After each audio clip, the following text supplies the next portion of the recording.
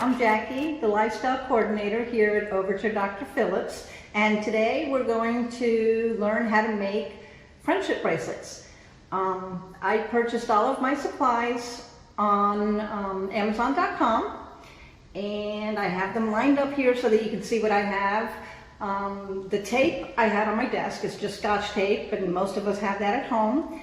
I purchased this nice little bag full of embroidery thread, so you have plenty to make lots of bracelets if that's what you want to do. And in this bag came these wonderful little thread cutters that I'll be using, and a pack of needles, and I'll show you what that needle is going to be for in a little while, and measuring tape so that you can measure out your thread and cut it the length that you need before you use it. And this great little book called Friendship Bracelets 101, and it's got a wonderful array of different bracelets that you can make. But today we're going to make the simple 2-strand friendship bracelet. It's really easy and you should be done in no time. For the 2-strand friendship bracelet, we need 2 strands of embroidery floss measured at 72 inches, and I've already cut mine. I'm just going to go ahead and gather them together at the bottom, get them to where you have them halfway, and then you're going to take the top part, set it down on the table, get a piece of tape, and just tape that down. Then what I do is use an overhand knot. Let's just bring it through and gather that right up at the edge of that tape and pull so that it's all even, and you have your beginning. Then normally for a bracelet like this, there's 2 ways to do this. You can use 2 colors and alternate the colors, or you can use 1 color. I'm using 2 colors, but the main reason I'm using 2 colors is that so that you can see the 2 threads that I'm keeping in the middle and the 2 threads that I'm going to be actually tying my knots with. And I'm taping down these 2 threads in the middle so it stays nice and tight, but enough room that I can get underneath it and work.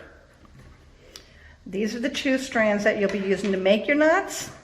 And I'm right-handed, so I always start with my right hand, but if you're left-handed, you could start with your left hand. You're going to take your first thread, you're going to put it under your 2 middle strands and over that thread on the left. And then you're going to take this thread on the left and bring it over into this hole and pull it through so that you have what looks like this. Then you're just going to grab both sides of those threads and you're going to pull them about as evenly as you can till you get up to the top, and then give it a good pull so that it's taut but not too tight. And the next one, you're going to do the same thing but from the other side. So you're going to go from the left under those 2 threads in the middle, over the thread on the right, then take the end of this thread on the right into the middle of this loop here, and bring it over so that you have your knot again ready to be pulled. Take your 2 ends and pull till you get to the top, and then just give it a little tug so that they're even. And you just continue doing these 2 steps, right under, over that left strand right there, and then take that left strand at the end, put it through the loop that you made, and pull them together until you have your next knot, and then you pull just enough to get it so that they're even coming down. And you'll see, if we can get a close-up, that we have the 2 knots in there, and they're about the same size.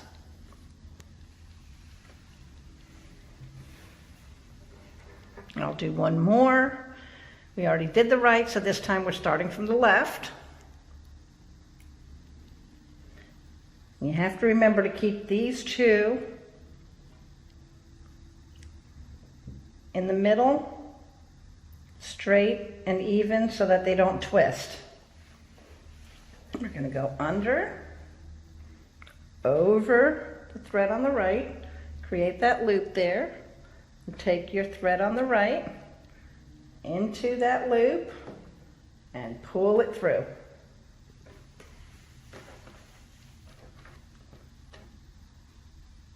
Get it up to the top and give it a little pull.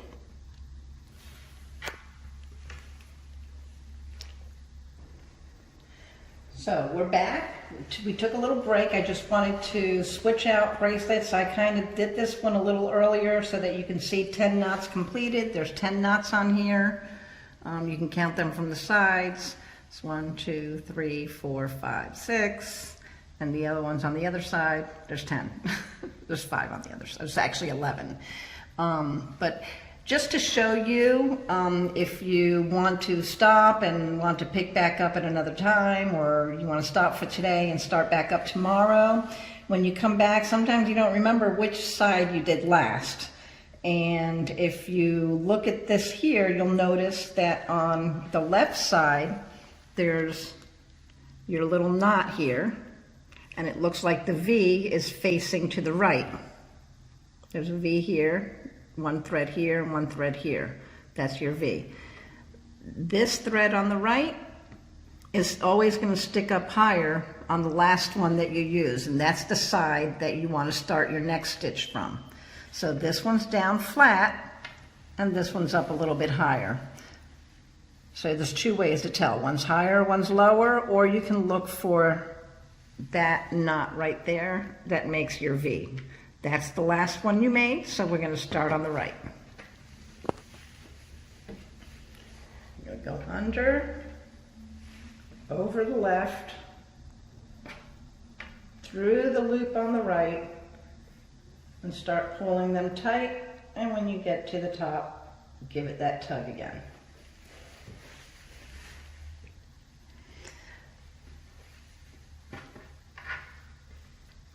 To the left,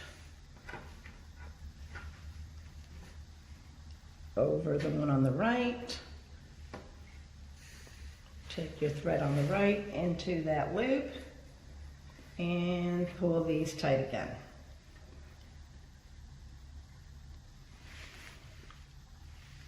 Now, just to show you too, at this point, if you're using 2 colors and you want to start alternating your colors, kind of like they did here on this one, it's very simple to do. You're just going to take your tape off those 2 middle ones.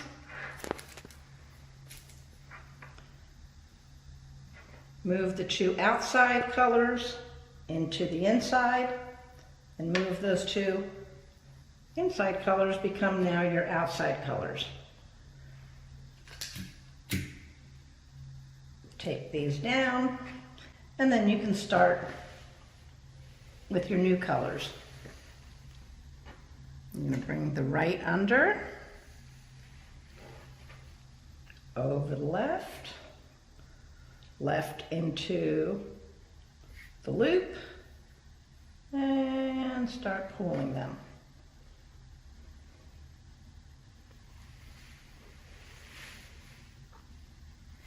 And I always like to push down on it to make sure it's flat and I can see if they're all the same size.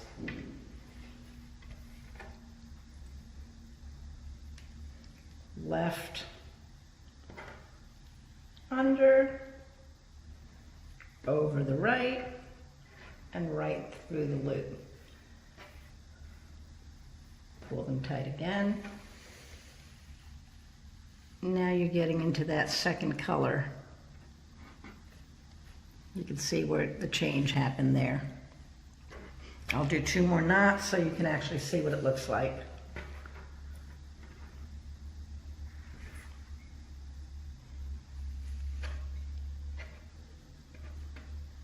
And sometimes when you're working with the threads and pulling them, you'll see that they'll start separating on the ends. It's not a big deal, don't worry about that. It happens. It's something that just will take care of itself in the end.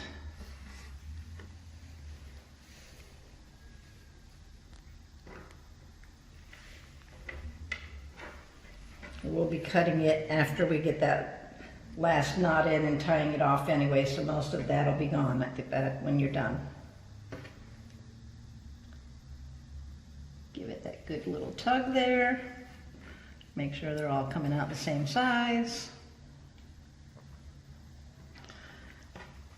And that's how you change colors, if that's what you want to do. You can see there we have a good couple of knots, and you can see exactly how that color change happened. And if you notice, sometimes you'll be able to see thread in between. If you see that happen, it's not a big deal. You just go ahead and give them a little push and they all move up. So you can get them back to all being the same size.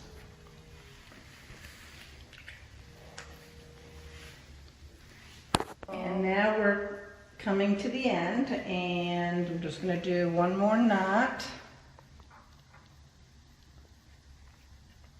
And then we're going to tie it off. That's the last knot I'm going to make. And you're just going to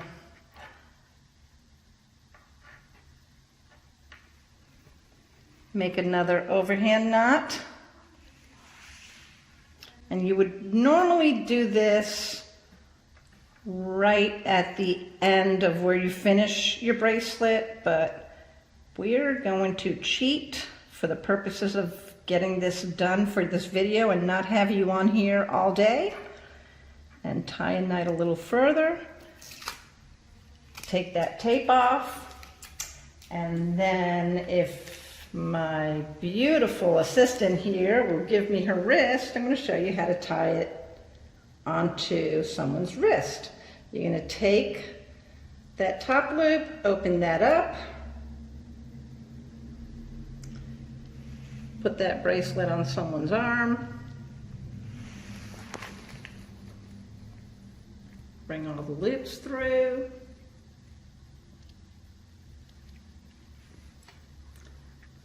and then don't tie it too tight, but then you're going to tie another simple knot right here on the end. Put those all together, put them through.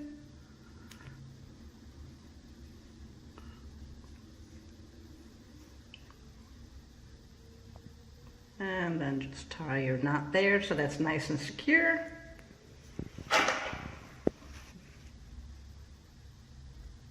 And clip them, and now she's wearing her pretty friendship bracelet. Okay guys, have a good day.